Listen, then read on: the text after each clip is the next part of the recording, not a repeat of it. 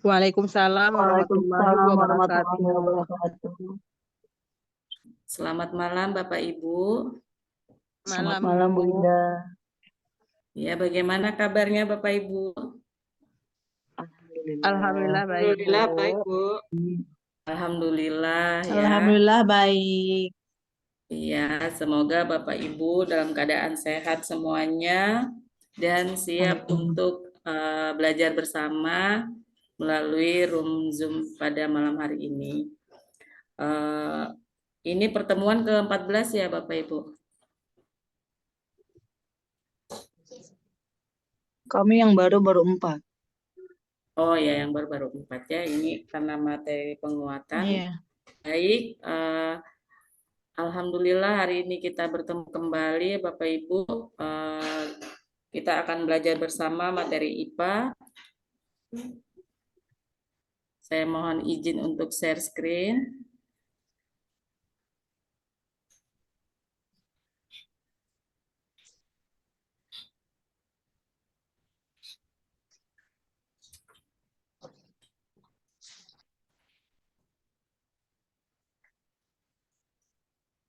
Ya, bagaimana Bapak Ibu? Apakah sudah tampil di layar?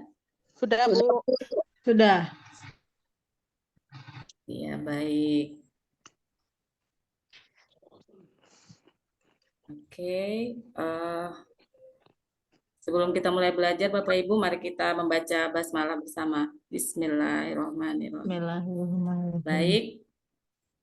Yang ini kan? Nah, di sini kita langsung saja ke soal dan pembahasan. Jadi nanti di sini seperti biasanya, nanti saya akan tampilkan soalnya, nanti kita baca, kemudian nanti Bapak Ibu mencoba untuk menjawab, baru nanti kita akan pembahasan. Begitu ya Bapak Ibu?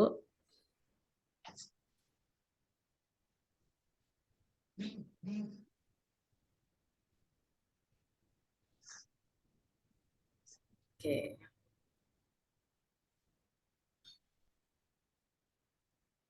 Ya, untuk soal pertama Bapak Ibu, jadi di sini kita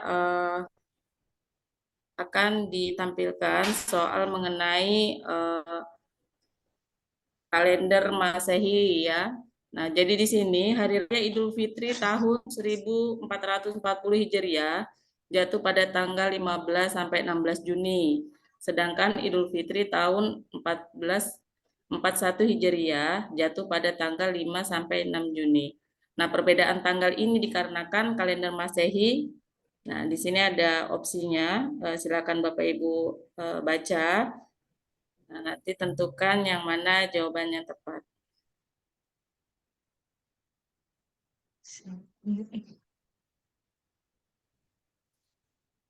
Yang A ya, Bu? Oke, Ibu, ada yang menjawab A. Oke, apakah ada jawabannya lain?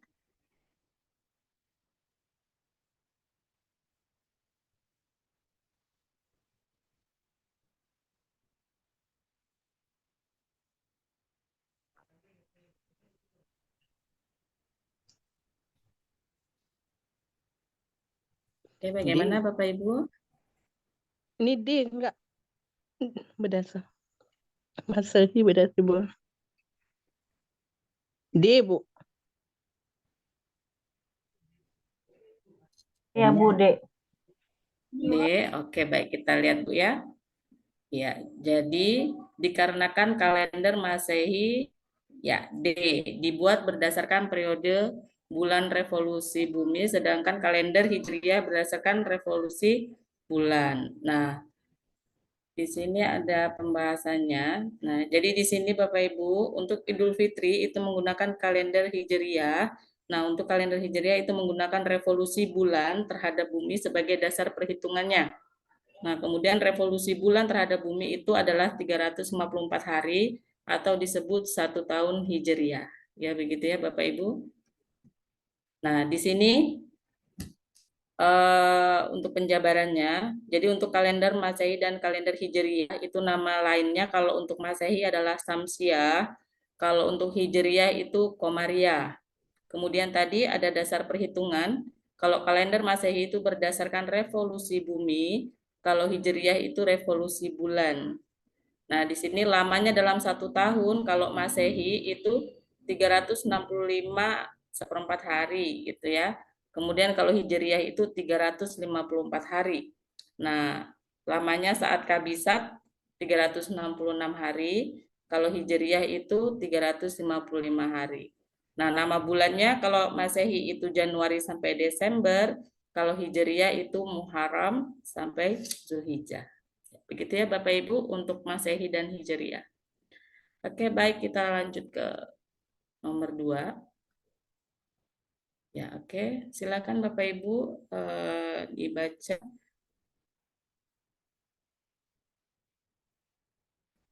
dan tentukan manakah jawaban yang paling tepat.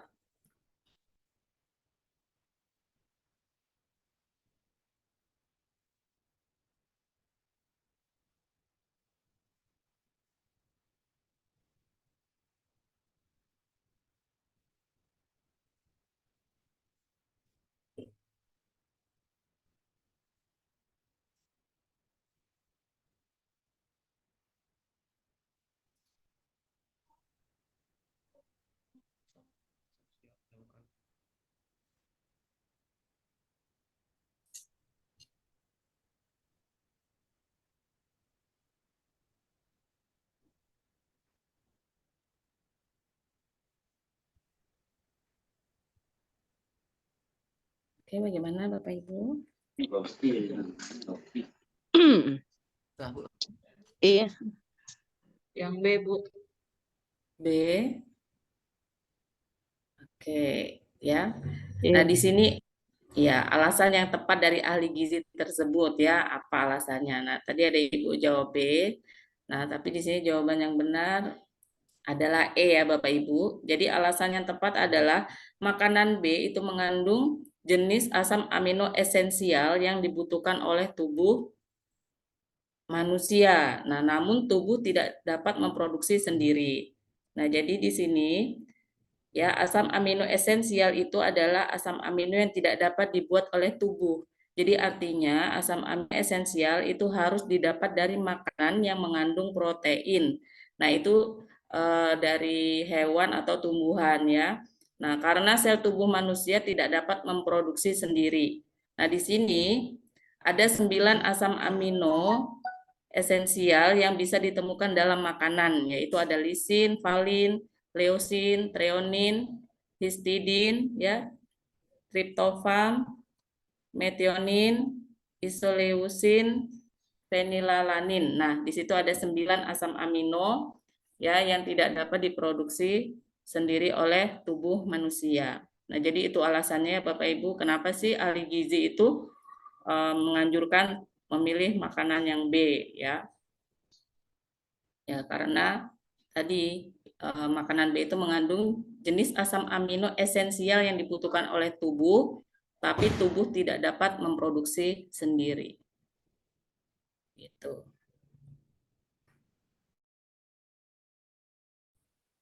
Kita lanjut ke yang ketiga. Ya, silakan Bapak Ibu.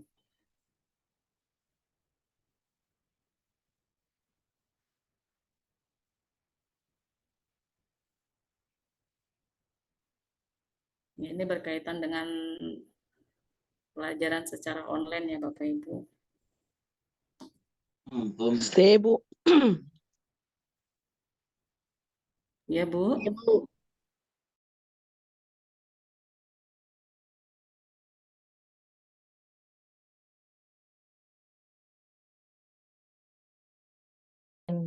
Iya, jadi yang Menyelesaikan harus guru pembelajaran. lakukan, kita harus mendesain pembelajaran untuk lebih komunikatif supaya siswa itu antusias begitu ya dan mudah memahami apa yang kita sampaikan. Nah, sehingga orang tua tadi tidak mengeluh begitu. Ya, jadi itu yang perlu dilakukan guru ketika siswanya merasa kesulitan dalam mengikuti pelajaran secara online. Oke, baik. Ya. Silakan Bapak Ibu untuk nomor 4 ini berkaitan dengan ya apa namanya metode ilmiah ya. Nah, jadi ini kemarin yang sudah mengikuti sebelumnya itu ada sudah saya jabarkan untuk langkah-langkah metode ilmiah. Jadi ini kita review kembali dalam soal Lupa nomor lagi. 4. D, Bu ya. Oke, Deb, Ibu. 1, 2. Yang E, Oke, ada yang E. menemukan masalah dulu baru menentukan hipotesis. Yang E, Bu. Ya. Jadi kalau kita lihat dari urutannya ya, Yang E, kalau Bu. kita dari D. Oke, kita lihat jawabannya Bapak Ibu. Ya, jawabannya adalah D. Nah, jadi di Yes. sini langkah-langkah dalam metode ilmiah ya Bapak Ibu. Nih, langkah-langkah metode ilmiah itu yang pertama kita adalah merumuskan masalah dulu, ya. Nah, kemudian yang kedua kita membuat kerangka berpikir dan merumuskan hipotesis. Nah, kemudian yang ketiga kita menentukan variabel penelitian. Yang keempat itu merancang penelitian atau membuat prosedur kerja. Nah, kemudian yang kelima melakukan eksperimen atau mengumpulkan data. Yang keenam itu mengolah dan menganalisis data. Nah, yang ketujuh adalah menarik kesimpulan dan yang kedelapan adalah melaporkan. Nah, di sini kalau kita lihat dari yang nomor 1 itu menemukan masalah dasar ya, itu sama aja merumuskan masalah. Kemudian yang kedua menentukan hipotesis ya, kalau urutan yang benar tadi jawabannya D, yang kedua menentukan hipotesis ya, itu sesuai juga. Kemudian yang ketiga adalah menetapkan prosedur kerja, ya itu sama. Jadi di sini urutannya dia langsung menetapkan prosedur kerja karena di situ opsinya itu. Kemudian setelah menetapkan prosedur kerja, di situ ada yang keempat adalah mengolah dan menganalisis data. Nah, setelah itu yang terakhir adalah mengkomunikasikan data. Mengkomunikasikan itu bisa dalam bentuk melaporkan hasil penelitian ya Bapak Ibu. Jadi urutan yang benar dan 5. Jadi yang benar adalah yang D. Ya begitu Bapak Ibu. Jadi nanti ketika ada ujian yang harus disusun, itu yang pertama adalah pastinya untuk langkah metode ilmiah adalah menemukan masalah atau merumuskan masalah. Begitu ya Bapak Ibu. Jadi kalau di sini kalau kita lihat dari susunan C sama D itu yang bisa kita inikan gitu kan, tapi setelah itu kita urutkan kembali. Jadi kalau kita hafal, jadi kita bisa tahu nih, oh yang pertama merumuskan masalah. Jadi untuk A, B, dan E itu bisa kita skip kalau misalnya kita sudah menghadapi UP. Jadi nggak perlu dianalisis satu-satu. Kalau kita sudah tahu, oh yang pertama ini menemukan masalah atau merumuskan masalah. Begitu ya Bapak Ibu. Jadi itu nanti mungkin bisa menjadi trik dalam mengerjakan soal UP. Jadi mungkin nanti dihafalkan saja Bapak Ibu untuk langkah-langkah metode ilmiahnya. Oke, baik Bapak Ibu, untuk metode ilmiah apakah ada ingin yang ditanyakan? Nggak ada lagi, Bu. Lanjut. Oke, baik. Kalau kita lanjut ke nomor berikutnya. Oke, baik Bapak Ibu, ini kita masuk ke perpindahan kalor secara konduksi. Silakan Bapak Ibu tentukan yang mana jawabannya.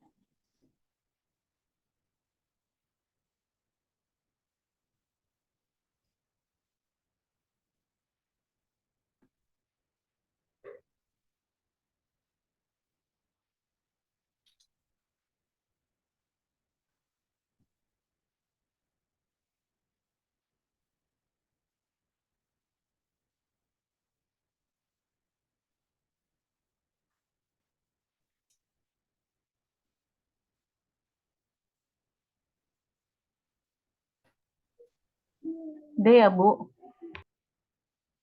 Oke, B ya Ibu. Apakah ada lagi opsi yang lain, jawaban yang lain?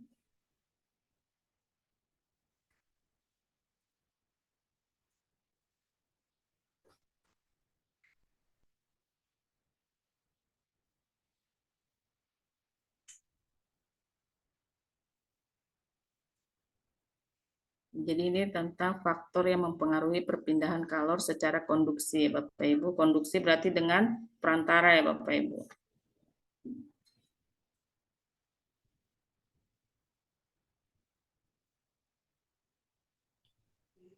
Satu dan 4 ya. Konduktivitas apa ya? Oke, ada yang B, ada yang E. Oke, baik kita lihat jawabannya Bapak Ibu. Ya, jawabannya A Bapak Ibu. Jadi di sini ya, di situ kan ada konduktivitas termal, ada massa, ada perubahan suhu, dan ada emisivitas. Nah, di sini faktor yang mempengaruhi perpindahan kalor secara konduksi ya Bapak Ibu. Dan jawabannya adalah A, yaitu konduktivitas termal dan perubahan suhu. Nah, mari kita lihat di sini ada beberapa faktor yang mempengaruhi perpindahan kalor secara konduksi. Nah, yang pertama tadi sesuai dengan opsi yaitu konduktivitas termal. Nah, konduktivitas termal itu apa sih? Itu adalah ukuran kemampuan suatu bahan dalam menghantarkan panas ya Bapak Ibu. Jadi dilihat kemampuan dia benda itu dalam menghantarkan panas begitu. Nah, kemudian yang kedua itu ada luas penampang. Nah, jadi semakin luas maka semakin cepat perpindahan kalornya. Ya. Nah, kemudian yang ketiga itu perbedaan suhu atau perubahan suhu sama seperti yang poin ketiga. Nah, jadi semakin besar beda suhunya, maka semakin cepat perpindahan kalornya. Seperti itu. Nah, kemudian yang keempat adalah panjang logam. Jadi semakin panjang, maka semakin lambat perpindahan kalornya. Begitu ya Bapak Ibu, untuk faktor perpindahan kalor secara konduksi. Ya, konduksi itu berarti dengan perantara. Seperti itu. Jadi di sini nanti diingat saja bahwasanya kalau untuk konduksi itu pasti yang pertama konduktivitas termalnya atau kemampuan suatu bahan dalam mengantarkan panas. Kemudian luasnya, kemudian perubahan atau perbedaan suhunya, kemudian yang keempat adalah panjang logamnya. Gitu. Jadi semakin panjang dia semakin lambat, berarti kalau semakin pendek dia semakin cepat. Begitu ya Bapak Ibu.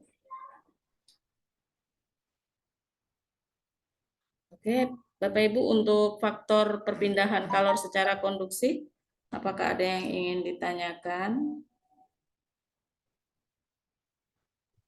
Nggak ada, Bu. Tidak ada, baik. Kalau tidak ada saya lanjut ke nomor 6.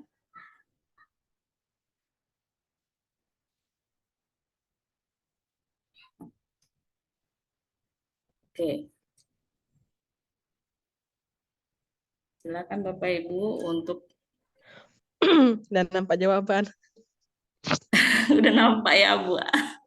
Yang nggak ada tadi, Bu. Oke. Itu. Ya. Ya, oke, baik ya Bu. Iya, benar sih jawabannya E. Jadi di sini pembahasannya Bapak Ibu. Nah, di sini kita disuruh menentukan mana sih pernyataan yang benar tentang tulang penyusun rongga dada berikut. Nah, jadi di sini kan yang kita lihat ada tulang hulu, tajuk pedang, sama tulang badan. Nah, kita lihat dari gambar di sini. Jadi kita harus paham dulu bahwasanya kalau tulang dada hulu itu letaknya paling atas. Kemudian yang tengah adalah tulang badan, yang bawah adalah tulang taju pedang. Jadi itu ya Bapak Ibu. Jadi kalau misalnya kita lihat di sini, opsi yang paling benar adalah yang E, yaitu tulang hulu terletak di bagian atas dari tulang dada. Nah, kalau yang atas, yang A itu kan tulang hulu terletak di bagian bawah. Nah, itu salah. Yang di bawah itu adalah tulang taju pedang. Gitu. Ya, jadi ini di bolak-balik gitu ya opsinya.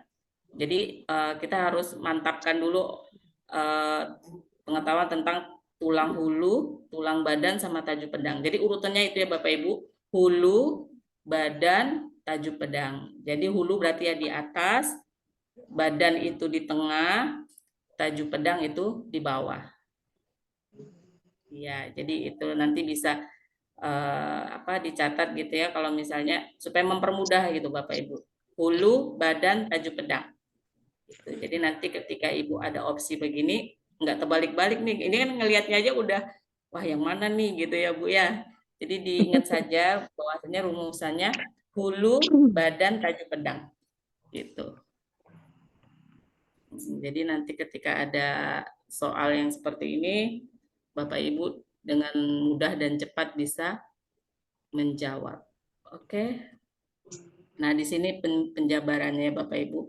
Jadi tulang dada itu memang terbagi menjadi 3 bagian, ya. Tadi seperti yang kita lihat di gambar, ada tulang dada hulu yang di atas, kemudian tulang dada badan yang di tengah, dan tulang dada tajuk pedang. Oke, nanti ini materi juga akan saya bagikan, jadi Bapak Ibu bisa membacanya lebih detail lagi ya Bapak Ibu. Oke, untuk mengenai tulang dada, apakah ada yang ditanyakan Bapak Ibu? Nggak ada, Bu. Oke, baik. Kita lanjut ke nomor berikutnya. Oke. Ini masih berkaitan dengan tulang dada ya Bapak Ibu.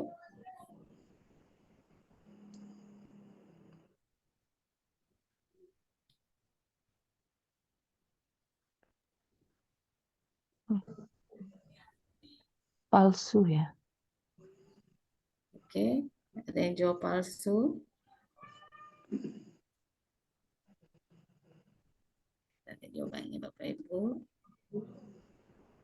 Ya, benar ya Bapak Ibu, jawabannya adalah palsu. Jadi organ dalam manusia seperti paru-paru ya, jantung, hati dilindungi oleh rongga dada. Nah, rongga dada dibentuk oleh salah satu tulang yang ujungnya melekat pada tulang rusuk di atasnya. Nah, tulang rusuk tersebut dinamakan tulang rusuk mana gitu ya. Itu jawabannya adalah C. Nah, di sini gambarannya Bapak Ibu. Jadi tulang rusuk palsu itu ya, untuk bagian ujungnya dia melekat pada tulang rusuk di atasnya. Gitu. Nih, jadi tulang rusuk palsu itu adalah tulang rusuk yang bagian belakangnya melekat pada tulang punggung. Ya, jadi kalau kita lihat di sini, bagian belakangnya dia melekat pada tulang punggung dan bagian depannya itu melekat pada tulang rusuk di atasnya, ya begitu. Jadi itu yang dinamakan tulang rusuk palsu. Ya, jadi letaknya dia di bawah ya Bapak Ibu. Kalau dari gambar ini bisa dengan jelas kita lihat memang dia untuk bagian belakangnya itu melekat pada tulang punggung dan bagian depannya dia melekat pada tulang rusuk di atasnya. Tuh. Oke, baik. Untuk nomor 7 kita lanjut Bapak Ibu. Bu. Oke. Lanjut, Bu. Ya. Nah, untuk nomor 8 ini kita review mengenai sistem pernapasan ya pada manusia. Nah, itu ada 2 ya Bapak Ibu, ada dada dan perut. Nah, di sini kita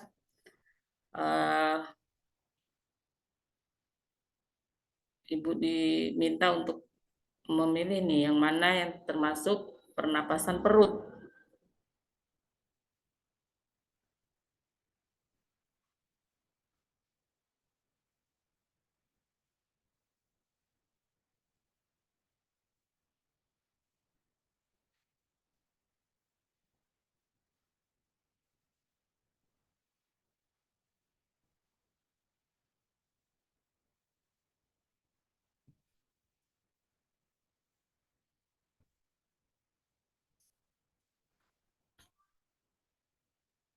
C ya, Bu.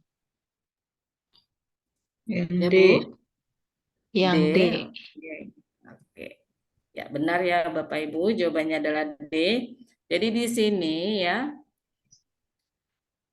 pernapasan perut itu kondisi yang terjadi adalah otot diafragma mendatar, kemudian tekanan udara di dalam rongga dada itu mengecil dan udara terdorong masuk ya. Nah, ini kita sebut namanya inspirasi ya Bapak Ibu. Jadi dalam pernapasan perut itu ada 2 kegiatan, inspirasi dan ekspirasi. Jadi inspirasi itu udara masuk, ekspirasi udara keluar.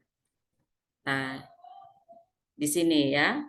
Untuk pernapasan perut ya, inspirasi atau udara masuk itu yang terjadi adalah diafragma berkontraksi. Nah, kalau berkontraksi berarti dia posisinya mendatar ya, sesuai dengan opsi yang D, otot diafragma mendatar. Nah, itu artinya dia berkontraksi. Kemudian rongga dadanya membesar.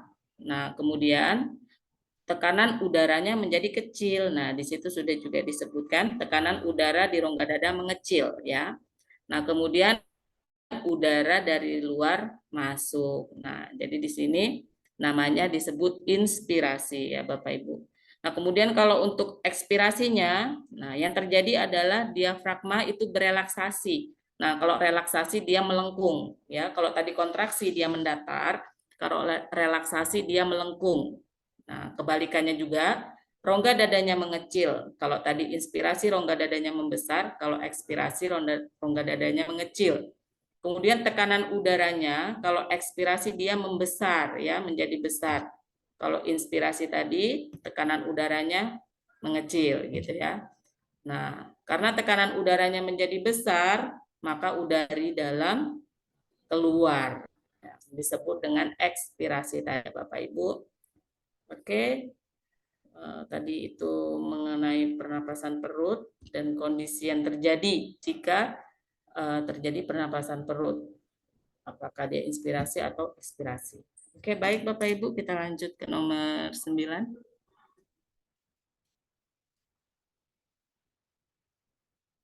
Oke.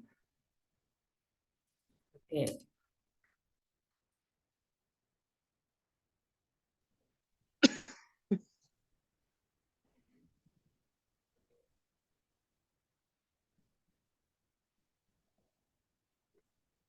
Jadi ini perubahan energi ya Bapak Ibu.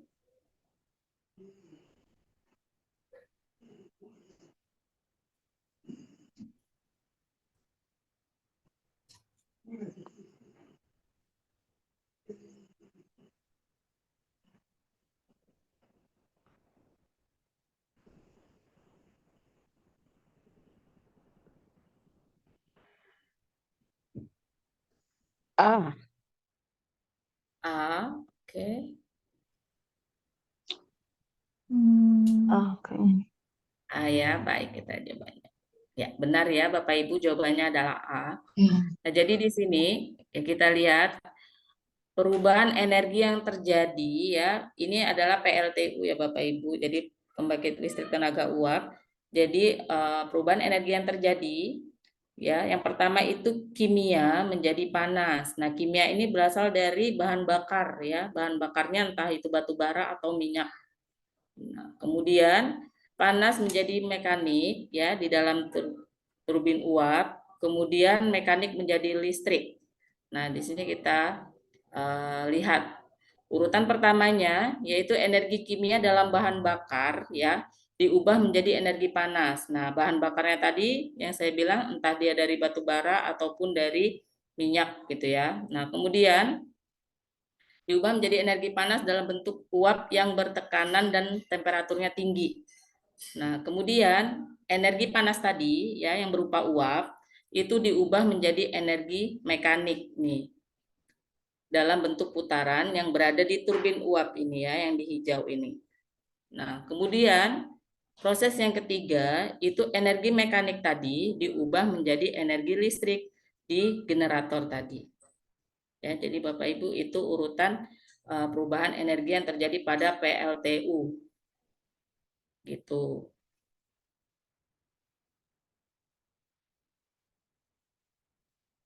Oke, kita lanjut Bapak Ibu ke nomor 10.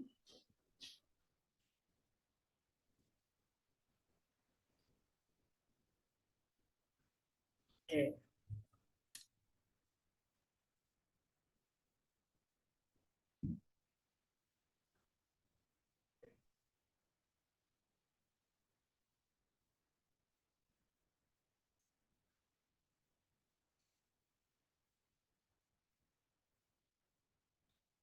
Kira-kira yang mana yang memiliki konduktivitas paling tinggi?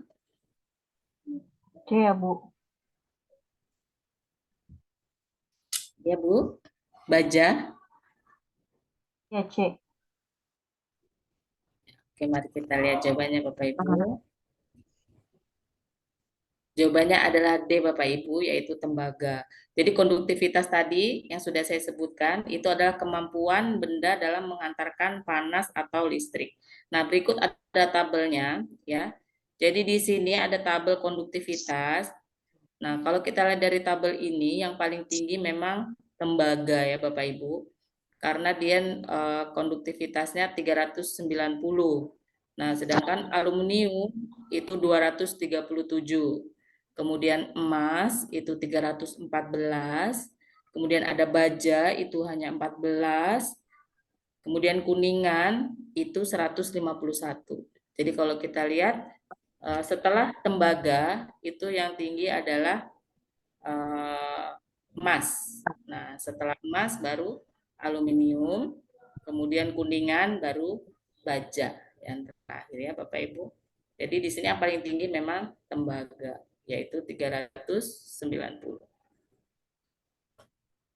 Oke, lanjut ke nomor 11.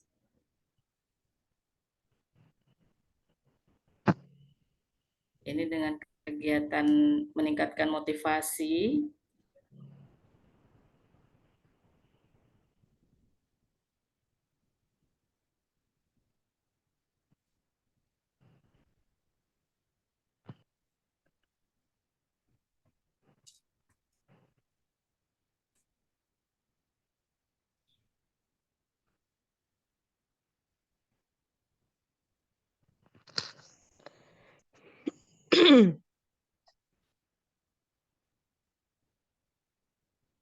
Kira-kira yang mana Bapak Ibu?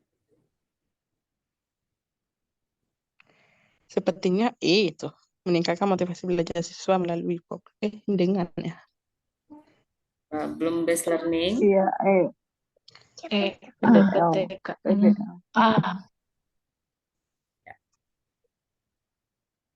Oke, kalau untuk belajar IPA Bapak Ibu, jadi kita bisa lihat di sini jawabannya adalah A ya. Jadi kita bisa menerapkan role playing untuk meningkatkan motivasi belajar IPA siswa ya.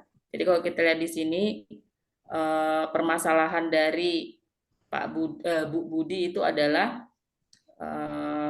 kurangnya motivasi siswanya dalam belajar IPA. Jadi dia harus melakukan suatu tindakan gitu sambil melakukan PTK gitu ya Bapak Ibu. Jadi yang paling bisa kita terapkan itu adalah role playing atau ini bisa kita aplikasikan juga untuk pembelajaran yang lain ya.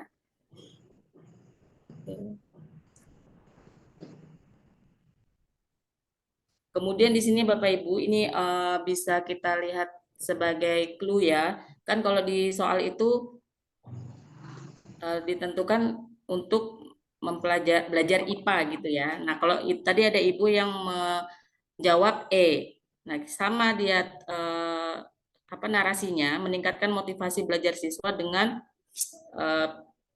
project based learning gitu ya. Tapi dia tidak disebutkan spesifikasinya untuk meningkatkan motivasi belajar IPA. Nah, jadi itu ya Bapak Ibu yang sering salah gitu kan, kita perasaan kita ini PBL nih bagus nih gitu, tapi kalau kita lihat dari opsinya ini tidak ada di opsi jawabannya itu tidak ada spesifik untuk dalam belajar IPA begitu. Jadi kita bisa melihat dari itunya ya Bapak Ibu. Jadi kalau misalnya nanti ada soal kita lihat opsinya itu yang sesuai dengan opsinya sesuai dengan soalnya begitu. Jadi kalau misalnya itu ada subjeknya, misalnya belajar IPA, oh berarti kita lihat yang di situ gitu ya. Oke.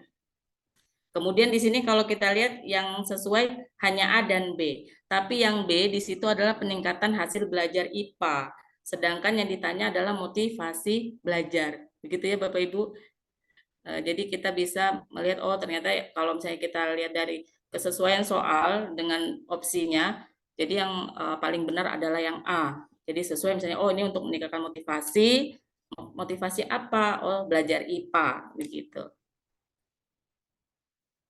Jadi kadang kita memang terkecoh.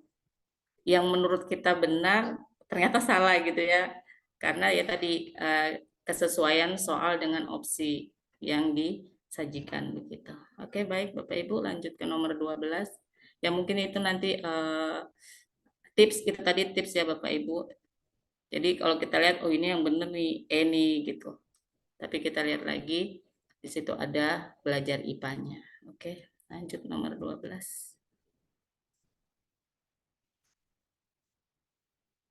Oke. Tentang proses pencernaan nih Bapak Ibu.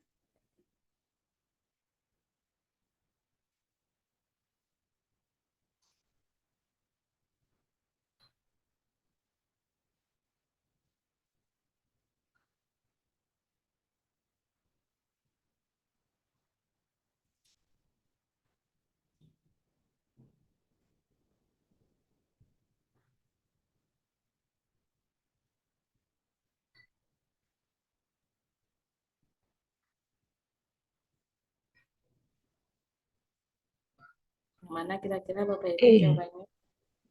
D bukan. E.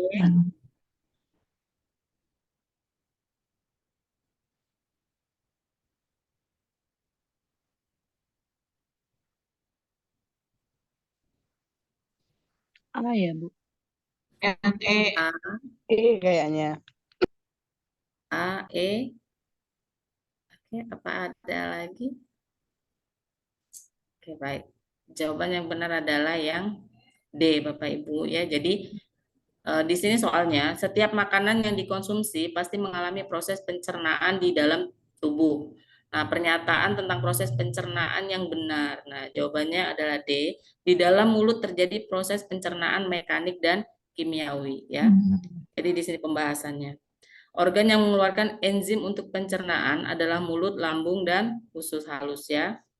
Nah, kemudian jadi di sini ketika makan ya, ketika makanan masuk ke dalam mulut, itu makanan akan dipotong menjadi potongan yang lebih kecil oleh gigi. Nah, ini kita sebut pencernaan mekanik. Nah, kemudian di situ ada air liur yang membasahi makanan, ya membasahi makanan itu kita sebut pencernaan kimiawi. Nah, jadi enzim dalam mulut yaitu ada lipase, amilase, saliva dan lisosim ya. Jadi di sini yang paling benar di situ ada jawaban D. Di dalam mulut jadi proses pencernaan mekanik dan kimiawi. Gitu. Coba cubit topi biru yang sombong itu kasihan. Habis. Oke. Lanjut ke nomor 13 Bapak Ibu, kita ini masuk ke soal mengenai unsur ya.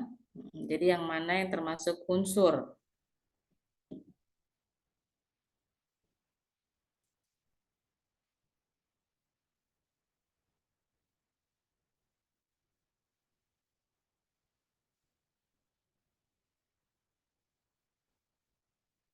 E. 125. E. 1, 2, yang 5 E. ya Bapak Ibu. 125. Ya, benar ya Bapak Iya, Ibu. benar. Jadi jawabannya adalah E. E. Oke. Nah, di sini penjabarannya Bapak Ibu. Jadi unsur itu adalah zat tunggal yang tidak bisa diuraikan. Nah, jadi di sini zat tunggal yang benar itu E, 1 berarti seng, 2 aluminium, dan 5 itu besi. Ya, seng itu kalau simbolnya ada Zn, kemudian aluminium ada Al, dan besi itu Fe. Nah, bagaimana dengan gula dan cuka? Nah, gula dan cuka itu termasuk senyawa ya Bapak Ibu. Nah, senyawa itu apa? Dia adalah gabungan dari unsur-unsur. Nah, jadi kalau ditanya gula dan cuka itu, dia tidak termasuk unsur, dia adalah senyawa. Kenapa? Karena dia adalah gabungan dari unsur-unsur. Oke, baik, lanjut ke nomor 14. Oke.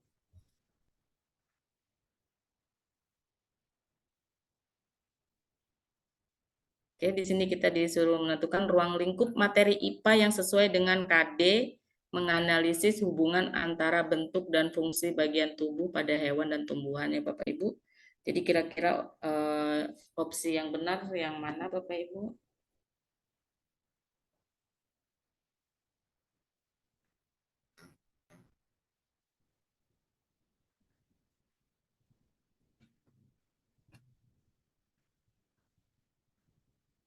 2, Yang 4. C Ibu 2, 3, 4.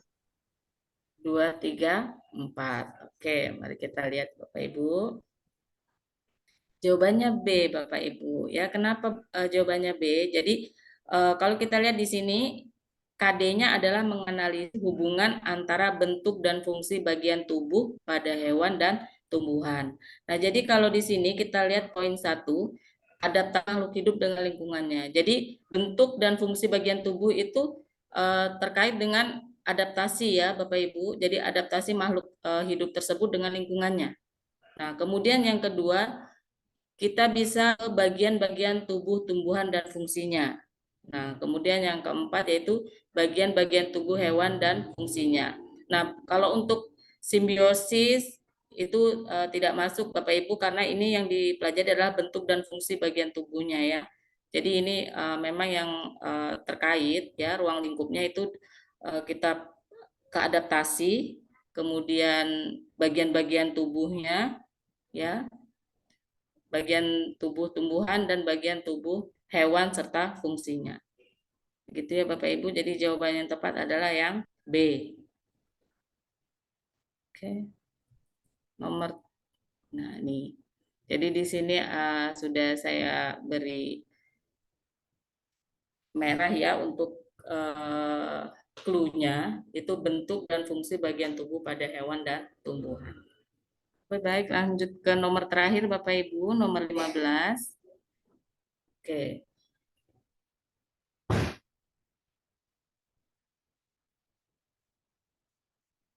Ini proses pencernaan yang terjadi di lambung.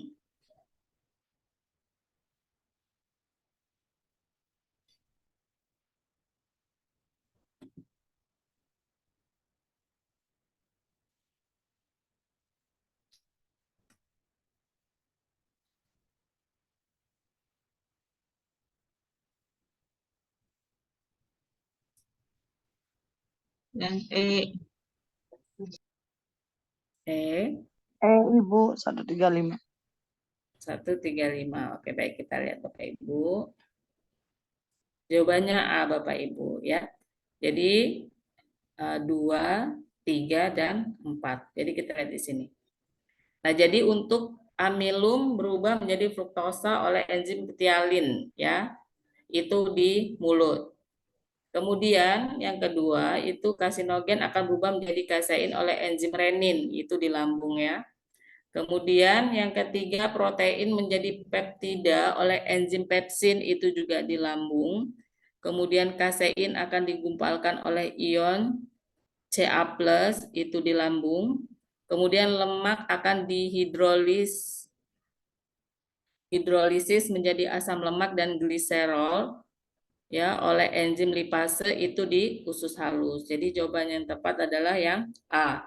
Itu 2, 3 dan 4. Karena 1 dan 5, 1 itu di mulut, 5 itu di usus halus. Ya. Jadi itu saja Bapak Ibu untuk materi hari ini. Sudah habis karena 15 nomor ya. Oke, saya izin stop share.